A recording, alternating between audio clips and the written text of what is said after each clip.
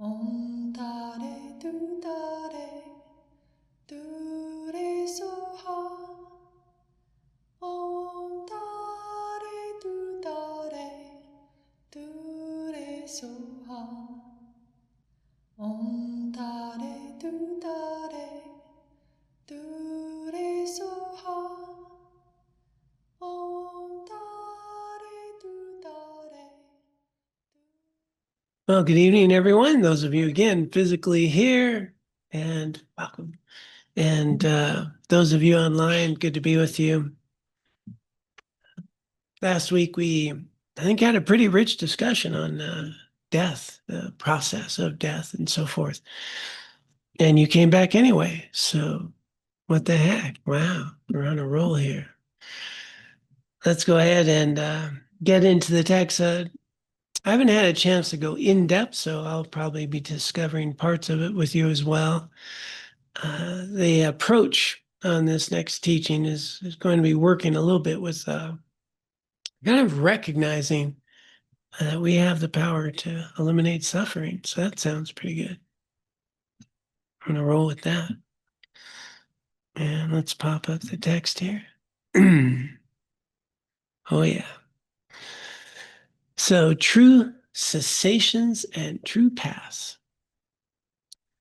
begins with this quote. Therefore, if this self-grasping is not expelled, I cannot be free from samsara. It has to be expelled by the wisdom that realizes selflessness. Therefore, I must develop the training relating to wisdom. Yeshe Tondu. And so this quote's really just going at the heart of the matter. The root cause of all the struggle would be a misunderstanding of how I exist, a sense of self in a way I actually don't exist. And unless that is uprooted, we're just going to be caught up in me and mine, you and yours. This is happening to me. That's not happening to me. I wish it would. Just a whole lot of me in there that, in a way, I don't exist rather than how I may exist. And so the message here is to start seeing clearly, have a relationship with wisdom. The first two truths, suffering and its causes, are things to be abandoned or eliminated. So in the Four Noble Truths, truth of suffering, truth of cause, so to be abandoned or eliminated. Whereas the last two truths, cessations and paths, the truth of cessation of suffering and the path. Well, these are things to be attained. So the first two to be eliminated, second two to be attained. This chapter contains meditations for gaining a better understanding of true cessations and true paths and how to start creating the causes to attain them. So it's really focusing on how to eliminate suffering, what we get rid of and a path to do that. Be aware that these two truths are not easy to comprehend. You need to study, reflect, and meditate on them for quite some time before they start to make sense. Here, they are explained in a simplified way, but to understand them fully, it's best to study Buddhist philosophy in greater depth. So, true cessations. So she's saying she's going to present it in a simple way so we can kind of work with it. The third noble truth tells us that suffering and its causes will be ceased forever. Every being is able to accomplish true cessation by developing the wisdom that directly realizes emptiness, the true nature of all things. Yeah. Okay. So the piece here is that if we want to be free, we simply need to know the truth. I kind of like that philosophy. Let's see what's true. And then everything about Buddhism is how do you realize that ultimate truth? The path is how we do it. But the third noble truth is basically if there's no cause, there's no result. So if I'm not creating a cause to grasp onto myself in a way I don't exist, I won't do that, right? I won't do that. So cessation is to eliminate the cause. And the cause is misunderstanding. If I can eliminate that, I don't have to deal with any of this. How tough could that be? Apparently quite difficult. But uh, this wisdom, so wisdom is what liberates. The antidote that eliminates ignorance and all other delusions is the fourth truth, true path. Often it's called the Noble Eightfold Path. And Tibetans tend to think of it in terms of the three higher trainings. Other qualities that supplement wisdom, mindfulness, ethical conduct, concentration, patience, compassion, and so on, are also need to be developed. So you may have noticed, those of you who do the refuge prayer, you'll notice that, these will be incorporated there.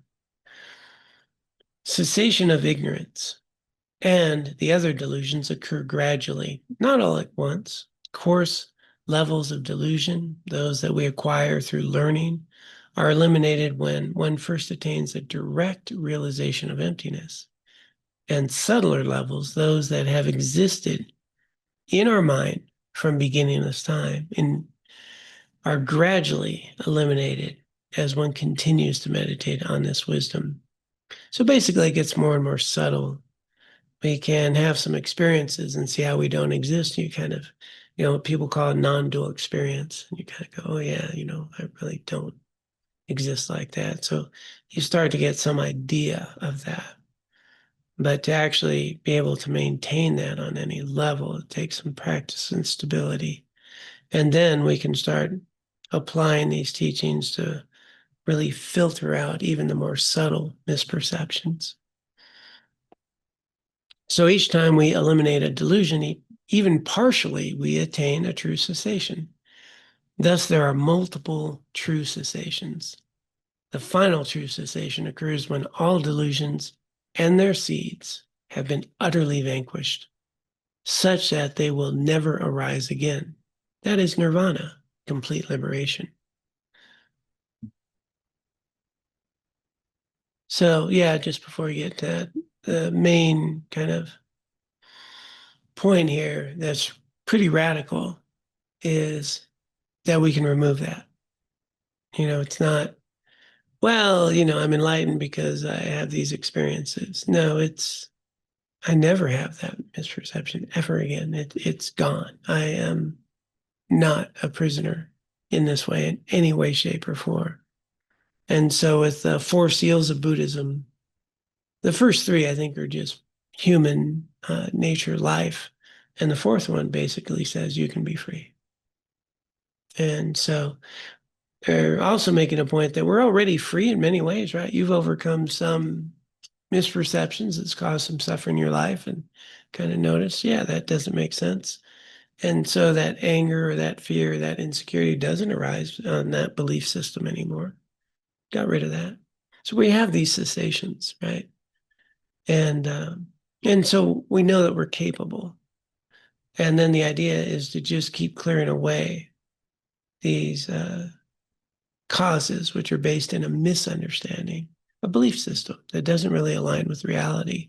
And the more that we're capable of having a piercingly direct understanding of how this is not true, then I don't get very ragged. That seed's getting removed again and again till it's not there anymore.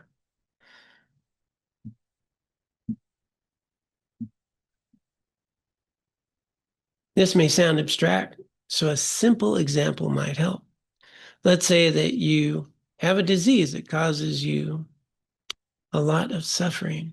Your doctor prescribes medicine, which you take for a while until the disease is cured. When that happens, you experience the absence of the disease and the problems that resulted from it. This is like a true cessation. And the medicine is like the true path. Once ignorance and other delusions have, too much, have ceased to exist in the mind, they are free forever from the suffering they cause. So that's the intro. Now she's going to give you the directions to kind of reflect on. Delusions and suffering are impermanent. So that first point. Is there any mental, emotional state, depression, anxiety, fear, worry that's ever lasted? I'm going to go with no. Okay, nobody's debating that one. Okay. Yeah. Yeah. So you sit there and you go, I've had anxiety, but I've also later been happy. I've had fear and then I've had relief. And then, basically any emotional state we have, just they come and they go. We can be fearful and then relieved and surprised and then nervous, or we're just the range of emotions in any particular. They're fast. They're really fast, and they come and they go. We can have moods that last longer, right? I have a mood all day, right? But even that'll come and go. But what I'm attending to can shift things very differently. Put on a good tune, and all of a sudden, I'm in a groove, very different than when I was just stressed a minute ago, right? Get some bit of news that's good news. Very interesting. Some bad news. Oh, very interesting. So we start to notice that these mental, emotional states, the fears, anxieties, even the same thing, right, can be very temporary. The attraction to something that I really like, we can get bored with, and now I'm not having that same feeling with it anymore. So just noticing. So the first tip, and she's going to give an example. But the idea is to start to recognize that these ways of seeing ourselves are always very temporary. They're always very ephemeral. They never last. And so let's see what her example is. Oops, I went too. Okay. Everybody online would like to see that as well. Okay. To understand, okay, now here we go. Suffering are impermanent. You can see this in your own experience. Sometimes you feel angry or jealous, but often you do not. Remember a time, even just for a moment or two, when your mind was free of disturbing thoughts and emotions, and you felt completely peaceful and at ease. This is like a tiny taste of cessation, nirvana. There's no experience of suffering. So some freedom, especially if you get you're in a flow. I know you paint, so maybe when you're painting or somebody's riding a bike, you ride bikes. You're kind of in that flow. We're not caught up in a lot of things. I don't paint or ride bikes, but I sleep a lot, so it's kind of nice. I'm in a flow usually, and so there's these moments where we're not caught up in that, but you'll notice they don't last. And then you also notice I'm not the author of this book, but if I was, I would have pointed in how you could have been just really caught up in a moment, anxiety driven or fear driven or frustrated, and it's just terrible. I mean, I can tangibly be in that moment. And where is that moment now? We're just sitting around having a chat. But in that moment, it's big, it's real, it's terrible. And then, I usually say, and then Tuesday, what's going on Tuesday? But when you're in that moment, it's big, right? And then it's not so big. Matter of fact, I can't remember those moments. We've had millions of them. We've had millions literally in our life of those moments. And it might be hard to pull up 10 right now. I just pulled up one.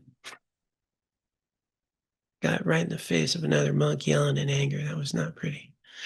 A monk yelling at a monk. We were monking around, not in a good way. And I was lit. Yeah. It just sticks with me. It was felt bad. That was a while ago.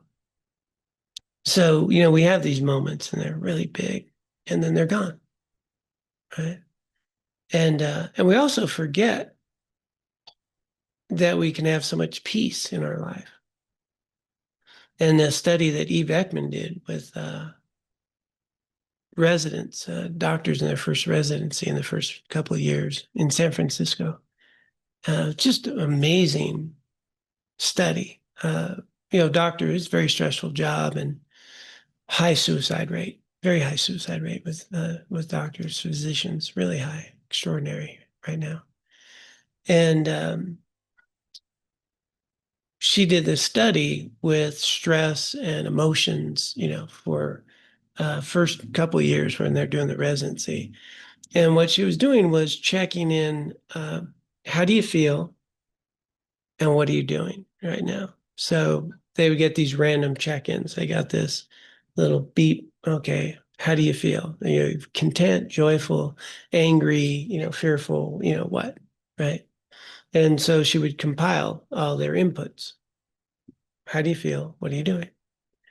And she'd collect that. Now, when she'd do interviews with them, how you doing? Well, I'm stressed, I'm fearful, I'm angry, anger and fear came up a lot. And um, stress was high up there. And so every time you talk to them, there was this overriding. But when she actually produced the data, the over 50% of the time they felt content, they felt competent, they even felt some joy. Like those were the predominant feelings throughout the day. And fear was a smaller point, and anger a smaller point, like 14% or 18. And I forget the exact numbers, but it was a much smaller fragment of their whole experience. But that's what they identified with. Yeah. And so there's kind of a research thing that says, I forget the name of it, but it's peak end rule, peak end rule, peak. You're going to remember the peak emotional experience of the day, right? The biggest one. And kind of the last thing. So somebody asks you about your day, was it good, terrible, or whatever? We kind of draw on the biggest event. And then kind of the most recent makes sense, right? But everything in between, we're not really remembering or paying much attention to. And so that's kind of what's happened, the big, terrible event of the day that was big, and then how they felt at the end. So that stress or whatever. So the misperception was that their whole day was filled with these difficult emotions, when in fact, the majority of their day, they even felt content, they felt capable, they felt good. And so back to this example, is we often don't notice an absence of suffering. But we're very good at noticing the frustration, the fear, the anxiety, that picks up. And so there's some opportunities to kind of reflect on times where, because we get labels on ourselves, like I'm an impatient person or whatever, except, as heard me say many times, whenever anybody ever tells me they're impatient, I say, well, have you ever been patient? They go, yeah. Okay, so are you patient or impatient? Are you a human being that is sometimes impatient, sometimes patient? So we get these labels about ourselves, and they don't hold up because there's a whole lot of times where we're just the opposite of the label. So these mental emotional states, they arise and they're temporary. And so the first point she's having you meditate on is to notice the temporary nature of these mental emotional states that we identify with. Because then we kind of grab onto them and we say, that's the kind of person I am. Instead of, that's how I'm experiencing something in a given moment. And so very valuable to start to realize, if you're meditating on cessations and path, that these mental emotional states of suffering come and go. and you're still here. And then, of course, we can re-trigger them, think about them, talk about them, bring them up. But we don't have to.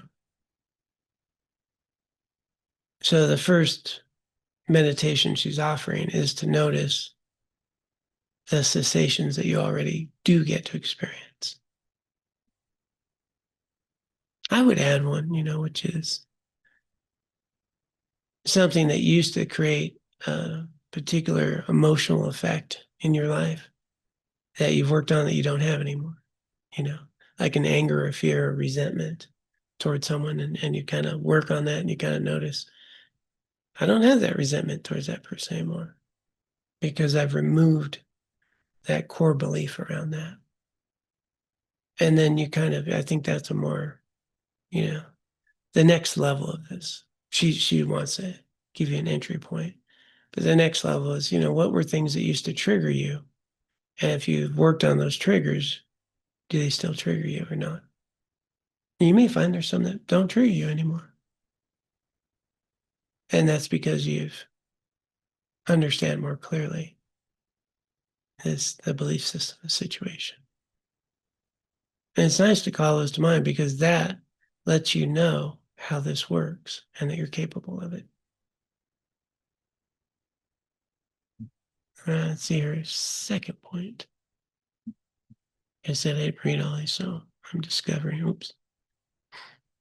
There are antidotes you can use to overcome delusions. So again, we've already covered, it's the misunderstanding that's giving rise to these things, delusions. And there are antidotes. For example, meditating on loving kindness overcomes anger. Contemplating impermanence decreases attachment. Rejoicing in another's happiness counteracts jealousy. However, most antidotes only subdue delusions temporarily. They do not eliminate them from the root. So these are very common practices that we get to engage in. Reflecting on impermanence, it's not the idea that we notice I'm attached, then I want to be thinking when I'm attached is not going to last. It's kind of like everything comes and goes, and I understand that, and I'm going to soften my attachments and be able to appreciate them while I have them, right? I'm appreciating my water while I have it. It's available to me. Sometimes water's not when you're very thirsty.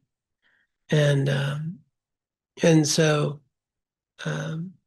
sometimes it's good to work on it in terms of noticing a big, strong attachment to a person or an event or a habit or a hobby, and how we build it up and just kind of notice its impermanent nature. And that way, I find I appreciate it more because it won't be around. But I'm not thinking I need it to be happy. And so empathetic joy counteracts jealousy. That's rejoicing in other people's happiness, so forth. So these are things that we can just cultivate, and you'll notice it reduces those afflictive states, but it doesn't eliminate them. As long as their root, ignorance, again, misunderstanding of ourselves and how we exist, really seeing ourselves as independent, inherently so, remains in our mind as long as there's me and mine and you and yours. The other delusions will rise again. This is similar to the way noxious weeds will continue to grow as long as their roots, I'm not sure if there's another sentence under that. No, there's not. As long as their roots remain in the ground. That is why you need to learn and meditate on wisdom, the ultimate antidote, which eliminates all delusions from the source, gets right to the root. And then 3. So first one is these are impermanent. Second, there are antidotes that we can cultivate and get better at. And we have the capacity to work our way ultimately to the roots. John, I've got a question. Okay, thank God. Yeah, I figured you did a break. Yeah, appreciate it. You're always there for me. sometimes. But it seems to me like loving kindness, rejoicing in others' happiness, equanimity, compassion, etc.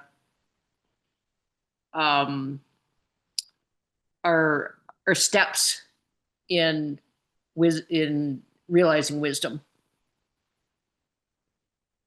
So in that way, it seems like they do kind of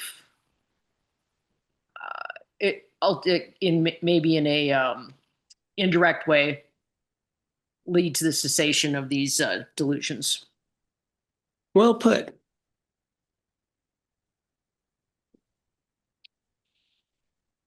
There's generally some degree of wisdom, even to start, for example, with loving kindness, right? Some degree of understanding that, A, loving kindness is more helpful than anger and hatred, right?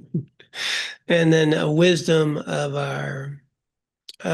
the difference in how I feel when I engage with loving kindness and the outcomes of that versus anger and resentment. And so, yes, throughout this process, the more you engage in that way, you're more open to recognizing cause and result, and you're more able to start to see interdependence a little bit more. And so, yeah, so these are methods, these antidotes are methods that are going to help us have a more accurate understanding of these interactions, how they affect our lives. And as I think you're pointing to, sort of cause and results, that if I'm creating causes for loving kindness, I'm not creating causes for anger, right? And so I'm gaining some wisdom around how to respond to people. Which karma am I creating, right? And so there's going to be quite a bit of wisdom that's getting developed throughout that whole process. So yeah, that's a keen observation. And then, as long as we're talking about interdependence, there was something you said in the retreat on Sunday that I maybe would just like a little bit of clarification on. And I think I paraphrased it here. Insecurity rises from the inability to comprehend our interdependence. And you probably said that many, many times, so it finally kind of landed as another benefit of realizing interdependence that eliminates insecurity. And if you could maybe just comment on that a little more. I'm kind of on an interdependence quest here. Yeah, So, how'd it land for you? I'm curious, how'd it land for you? Oh, I just never heard it. In so many.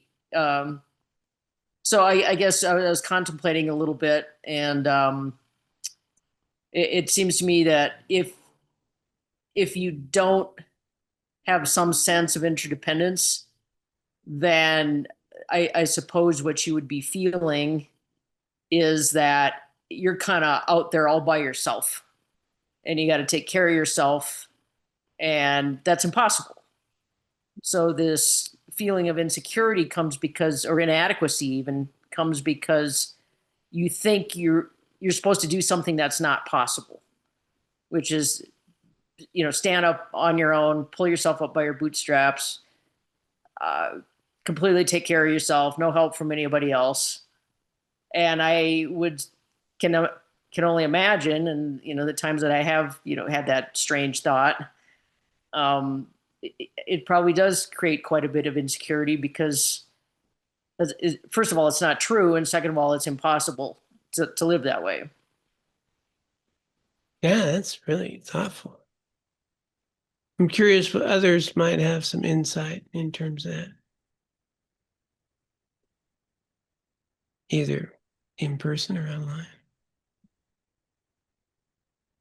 Looks like Chris is leaning forward, huh?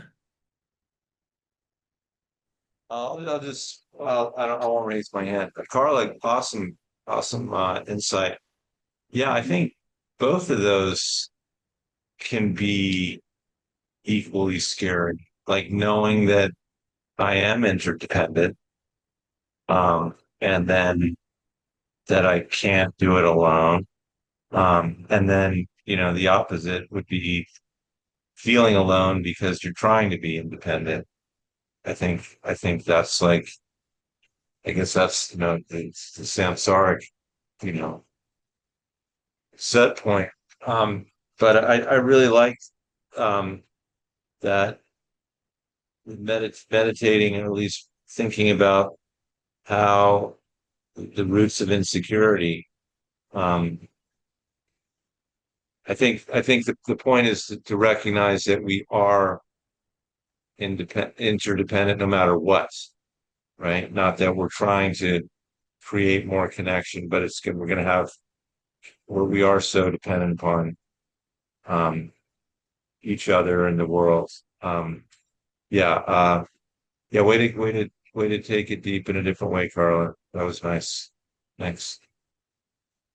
I don't know, John, if that makes any sense. I'm going to sit with this for a bit. Yeah.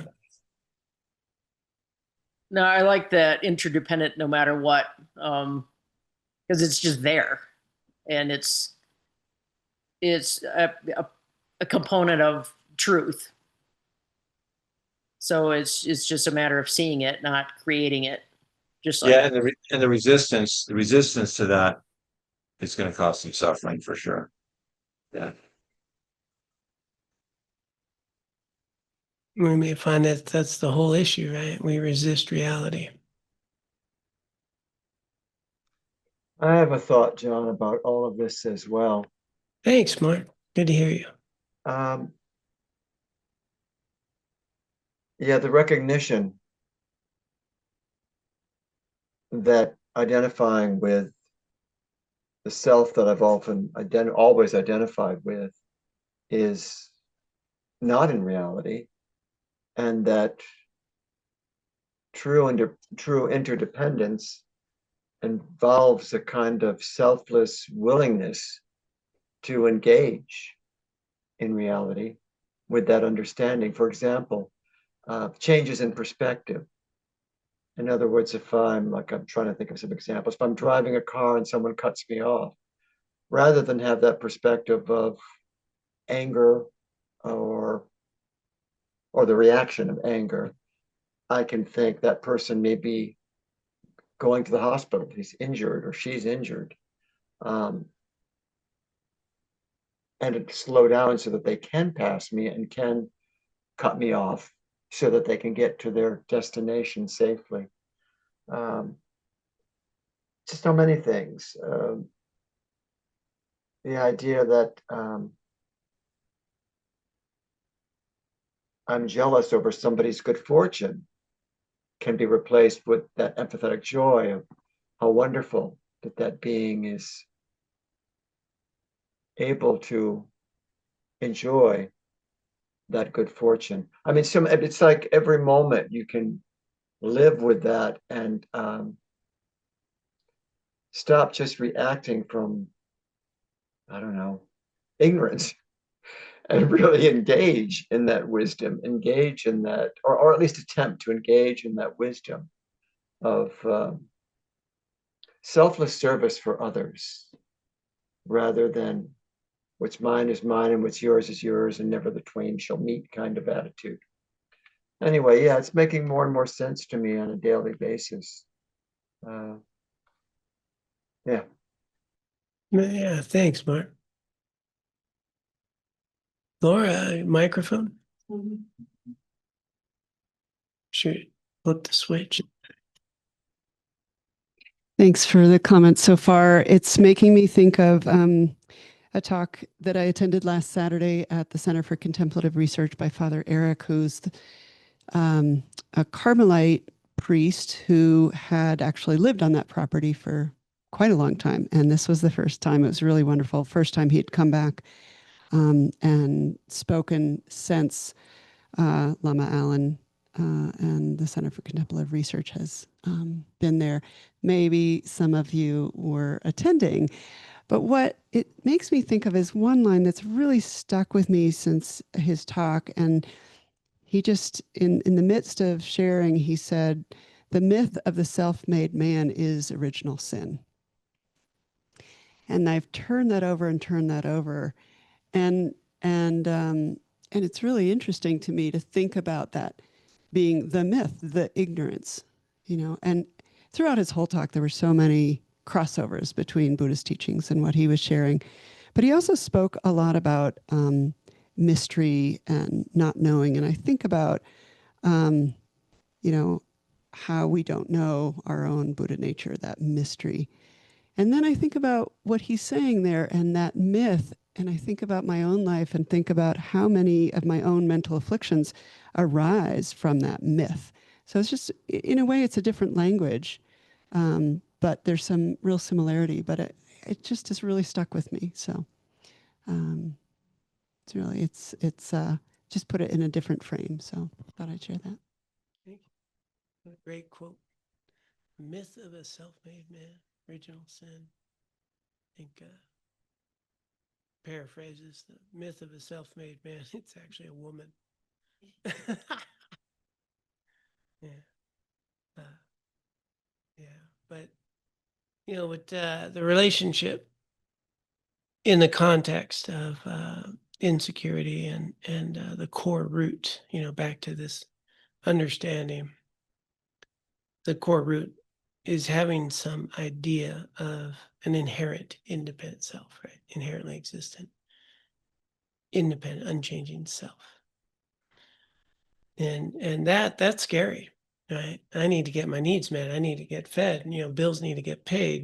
There's people out to get me. There's things that I need. There's things that'll make me happy. There's things that not. And then that's this struggle, right? That's where we create these conditions, why we get angry. And in truth, right, interdependent, right? There's nothing independent about me. I never found that, but there's this idea of that kind of pretty deeply rooted. And as Mark was talking, I was reflecting on sort of, and Chris, in the 12 steps, they have a third step, which is you made a decision to turn your will over the care of God as you understand, right?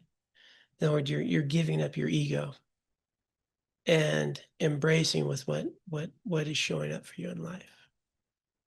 You made a decision to turn your will and your life over the care of God as you understand God. And and basically, in terms of thinking about God, in terms of just sort of the karma, the flow of life, or the primordial wisdom, something much greater or more intelligent unfolding, which we're a part of. And my problem is, I see myself separate from that. And I'm trying to manage all this that I have no control over. So if you talk about insecurity, you try to control things you have no control over, like events, relationships, people, aging. Wait a minute, that's kind of like everything. So there's a lot of insecurity trying to control things you have no control over, right? And so the stronger the sense of an independent self, then these things arise. But what would it be like if you let go of that identification, let go of that, give up that so-called will, which I relate to as a misunderstanding ego? Just let go of that. And know that you're part of this thing that's unfolding for all of us. Just like a bee pollinating a flower is giving life to us. That we all have meaning and purpose, that everything we're doing has ripples and affects people in ways we will never even know.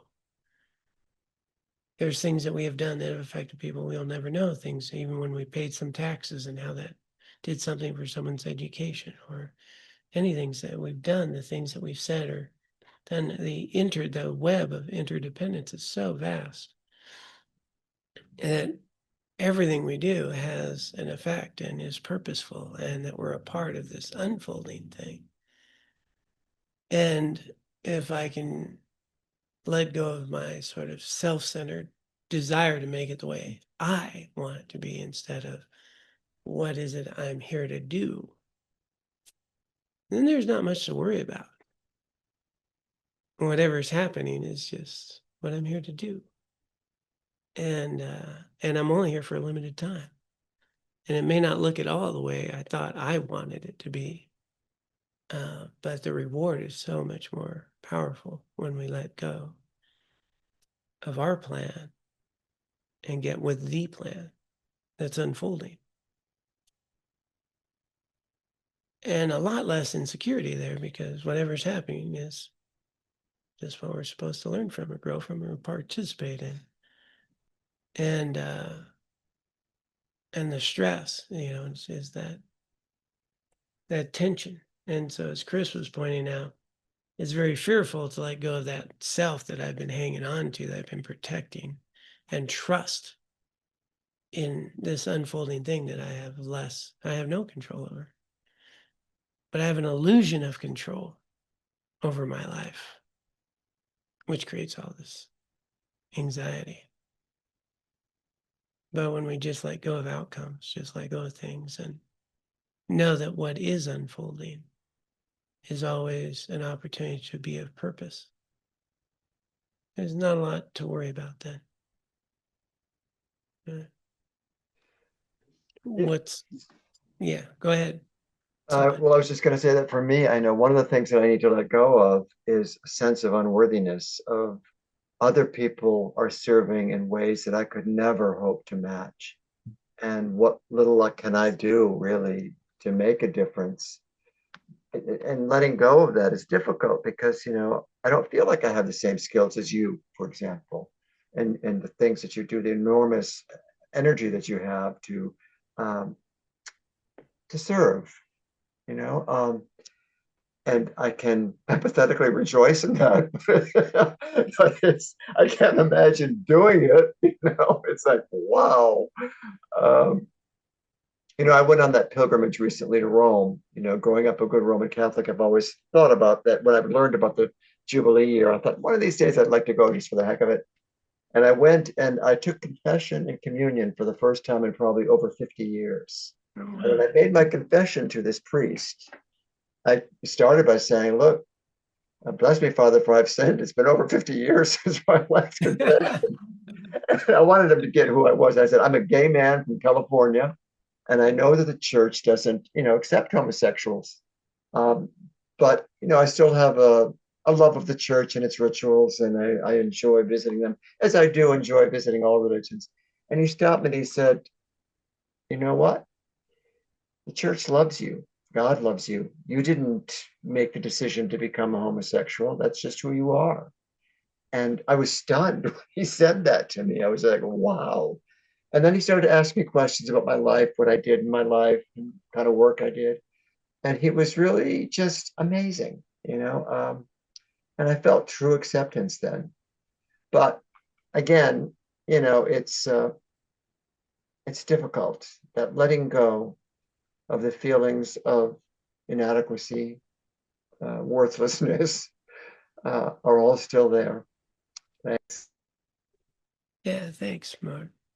Yeah, that's beautiful to hear the experience, but also, this arising is, just so common with us. We're not doing enough. When you do so much, I mean, didn't you walk through those arches and purify all of us? I thought you. Yes, I did. I went through all 4 major basilicas and through those doors, call it the holy portals. Yeah. Okay, that's way better than anything I've ever done. So thank you. I think we've all been benefiting from you doing that for us. I thought of all of you while I was doing that. All my folks here. Yeah. The distinctive ones. Yeah. And yeah, so that's the journey, right? What do we need to let go of? Whether it's when we even think about ego in the biggest sense, it's generally arising from fear. I need to be better than or in comparison with. But when we just know we're a part of something and we all have a role to play, and we have different roles to play. We have different roles to play. I often think of like ant colonies. I'm just one of the ants, man. And I'm carrying this little thing back, and somebody else carrying that. And they work together. And so what's unfolding is always an opportunity to do our part, whatever that part is in any given situation. And the more that we're able to do that, and just for the record, everybody knows Mark has helped many people over these last 4 decades, been of service and been a sponsor, done all those things. As we all, I mean, when we think about what we've done and how much safer the world is just because of the way we walk in the world. People are safe by us. People are safe when they're with us. And here we are working on cutting through anger and jealousy and resentment. And then we'll actually question that I should be better at cutting through anger, resentment, and jealousy. And we're actually over here working on it, which is fascinating. I'll have a whole retreat on compassion, spend 4 days on it, time, energy, and meditation. And then, don't feel like we were compassionate the next Tuesday. And we're working on it. It's wonderful. It's wonderful. So that is this journey is to recognize that beyond the layers of conceptual mind of insecurity and attachment and things that we layer underneath that, we're okay. Underneath that, there's our ultimate nature is nothing other than compassion and care, and it's not damaged. And the journey is letting go of those afflictions, clearing them away, so we can recognize that. And we have all these coping mechanisms through our life that we pile up to make that little ego okay. And then the other point we always need to emphasize is that's a gradual process. First, we need a healthy ego to start letting go of that ego, right? We need to have a healthy sense of self that will eliminate that self. An insecure self's never going to let go. And so we always need to meet ourselves where we're at and don't, be ego bashing. Sense of self-worth, sense of validity. Yeah, I did that well, showed up pretty good for that. Having a sense of recognizing and allowing yourself to celebrate the good that you bring to the world is critical for all of us. And I don't think we're, generally, this culture is very good at that. We're good at comparing ourselves to others, but we're not good at giving ourselves credit for our virtue, for what we bring to the world. And I think that is core. Jetsuma Tenzin really hammers that point.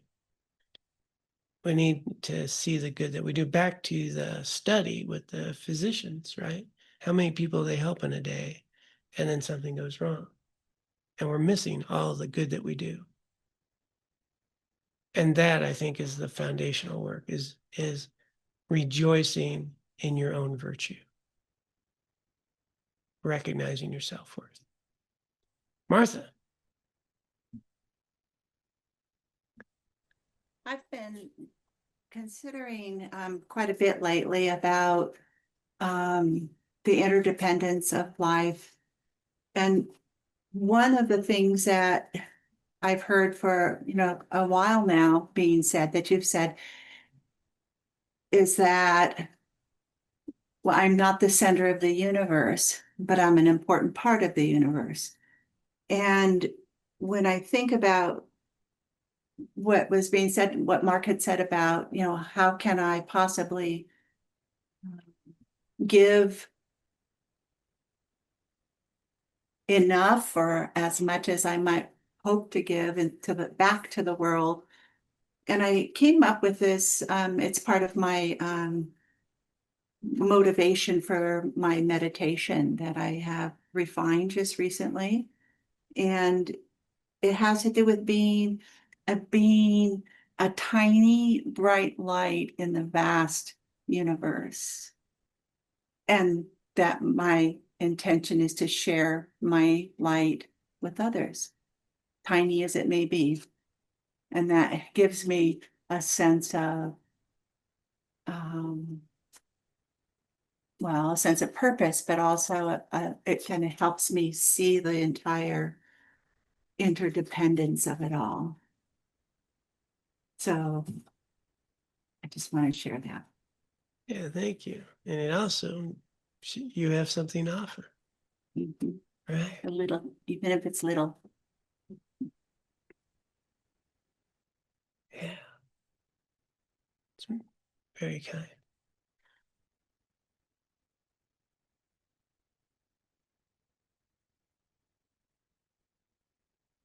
See what you started, Carla?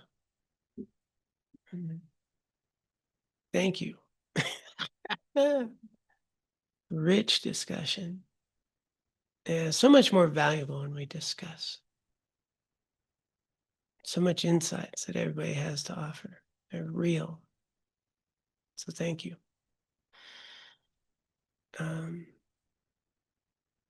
Take a peek at the text, but I think we're gonna. Oh, okay. I'll come right back to you, Denali. I just want to take one. Actually, let's just go to you, Denali. I couldn't find the text. Thanks, John. So, I used to teach students art, and what I found most common is their fear to get started, like facing the blank canvas. And I don't really know how that relates to my spiritual life, except maybe I feel like sometimes when I meditate, I'm facing a blank canvas. And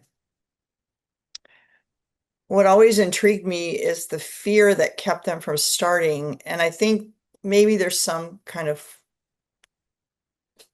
foolishness, or maybe I've just developed the skill of leaping or acting despite what the outcome may be. And that as much as I think I needed courage to get started, what happened when I acted on not knowing is that the courage showed up. And what I value most about this path now is the realization that I think through that personal experience in my own studio of painting is that I need people even more. And that Sangha is really important to me now from my experience of having faced a blank canvas so many times, and now in my meditation, the same experience. And I just don't know how to get past any insecurity or fear except just to leap, even if I look like the fool or I make huge mistakes, that I don't know where that comes from, or if that even makes sense. But that's the only place I find the courage I'm looking for, is when I just jump. So I just wanted to share that insight. Thanks. Thanks, Denali. Yeah. I think that's a good place to leave it tonight. To notice insecurity or fear and to show up anyway.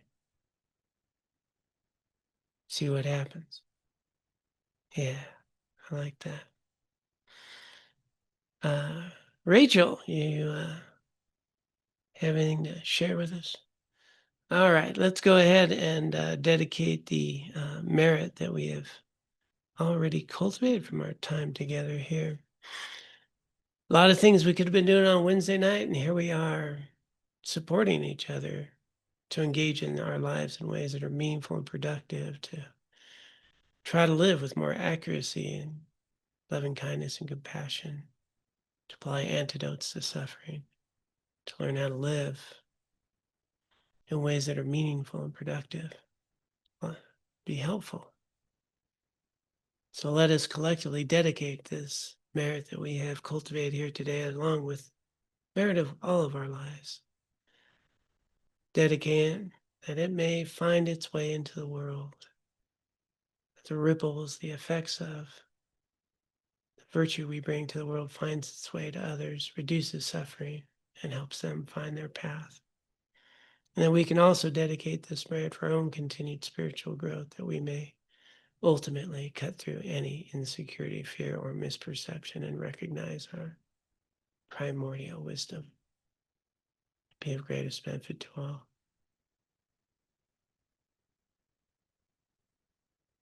And with that intention, those who'd care to can join in the formal dedication.